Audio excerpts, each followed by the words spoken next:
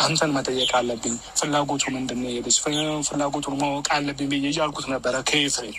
ገና ደግሞ እሱን ነገር አውርቼ ሳልጨርስ ከእሱ ጋር አንዳንድ ነገሮች አስተካክላለሁ ብዬ ሳልጨርስ ትናንትና ማታ ደግሞ የተፈጠረው ነገር ምንድን ነው? ጭራሽ የሌለ ነገር ሩታ ቤት ሲጀመር ሩታ ቤት መሄድ በራሱ አንተ ምንድን ነው? መታረቃቸው አንድ ነገር ነው፣ ችግር የለውም። ስለመታረቃቸው አይደለም ጉዳያችን፣ ልጅህንም ስለማየቱ አይደለም ጉዳያችን። ግን ቤቷ ተገኝተህ ከሄርሜላ ጋር ዝች ጋር ህይወት እቀጥላለሁ ብለህ አብሬያት እኖራለሁ ብለህ እያሰብክ ሄርሜ እንትና ሩታ ጋር ሄደ እዛ ከእሷ ጋር አብሮ መሳሳብ መጫወት ምናምን ምንድን ነው ነው መሰለህ። ቪዲዮውን በደንብ ሙሉ አላየኸውም መሰለኝ። ቪዲዮ ከመጀመሪያ እስከ መጨረሻው ምናልባት ካየኸው የጠሩኝ ኤፍሬም እና ሩታ የሆነ ችግር ተፈጥሯል ብለውኝ ነው። የሆነ ችግር ተፈጥሯል ሲሉኝ እኔ መሰለኝ ጩጬው ያመመው በቃ ህፃኑ የሆነ ነገር ሆነ ብዬ ነው ያሰብኩት ልሆን ማለት ነው። እና እኔ እንደዛ ደንግጬ ነው የሄድኩት። የሆነ ችግር ተፈጥሯል ቶሎ ድረስ እና አቤት ምናምን ነገር አሉ።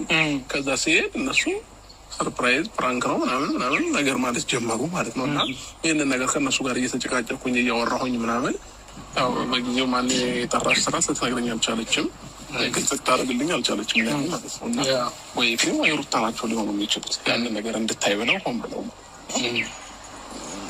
ወደጄ ሄድኩበት ምንም አይነት ምክንያት የለም። እና እኔ የፈልጌውና እዛ ለመዝናናት ለመሳሳቅ ከእነሱ ጋር ምናምን አይደለም የሄድኩት።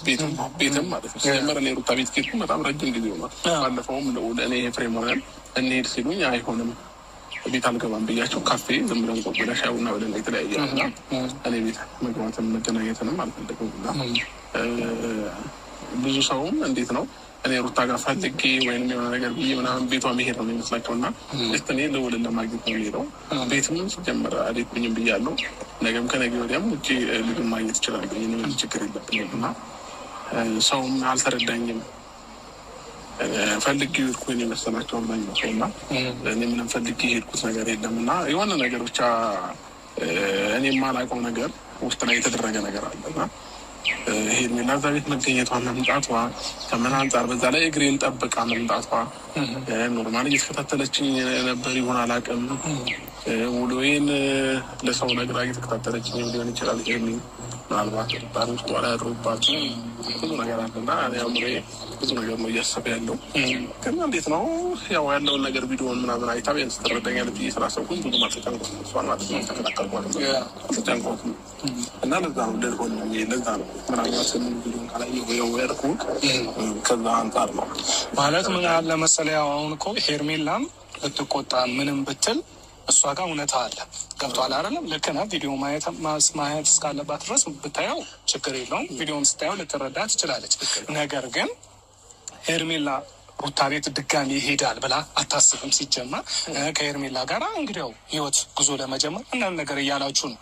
ተረዳኸኝ አይደለም? ስለዛ ከሩታ ጋር ደግሞ ከትላንት ወዲያ እንደዛ ታርቃችሁ ምናምን አብራችሁ ስታይ ትላንትናም ደግሞ እሷን አንተ ደግሞ ሩታ ቤት መሄድን ይህንን ነገር ሲደራረብባት እሷም ሌላ ነገር ማሰቡ አይቀርም። ቤተሰብም ቀደም እያልኳቸው ነበር።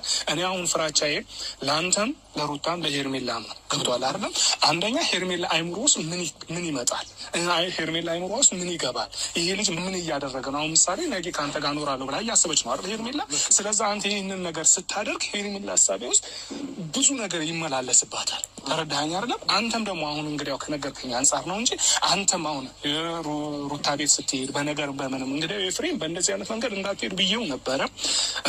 እውነታውን እስክናገኝ ድረስ እሱ ላይ መፍረዱ ይቆየንና ማን ሄርሜላን ጠርቶ ወደዛ ቤት እንዳመጣት እሱ ነው እውነታውን እስክትነግርህ ድረስ አሁን ኤፍሬም ልትነግረኝ አልቻለችም። ተረዳኸኝ? በብዙ አይነት መንገድ ላይ ልጠይቃት ሞከርኩኝ። እሷ ፈቃደኛ አልሆነችም። ያው እኔ ደግሞ የጠረጠርኩ ወይ ሩታ ቴክስት አድርጋ ወይ ጣፍታታለች ወይ ኤፍሬም ነው እንጂ ሌላ ሰው ማንም ሊነግራት የማይችልም ሊጠራት የማይችል ይናል ወይ ደግሞ ሙሉ እየተከታተለችም በሰውም ምንም እየተከታተለች ሊሆን ይችላል። New excellence news by L'Oréal Paris.